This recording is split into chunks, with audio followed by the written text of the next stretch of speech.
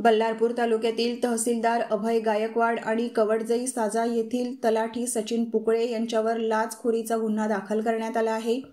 शेतातील माती मुरुम उत्खनन प्रकरण मिटवण्यासाठी त्यांनी तक्रारकर्त्या शेतकऱ्याकडून 2,20,000ची मागणी केली होती। प्रकरणातील 1 लाख रुपये देऊनही शिल्लक रकमेची वारंवार मागणी होत असल्याने त्रस्त झालेल्या शेतकऱ्याने लाचलुचपत प्रतिबंधक विभागाकडे तक्रार केली। त्यानंतर एसीबीच्या पथकाने कारवाई करत तहसीलदार गायकवाड यांना ताब्यात घेतले, तर तलाठी पुकळे अद्याप फरार आहेत। ही कारवाई चंद्रपूर एसीबीच्या अधिकाऱ्यांनी केली असून पुढील तपास सुरू आहे।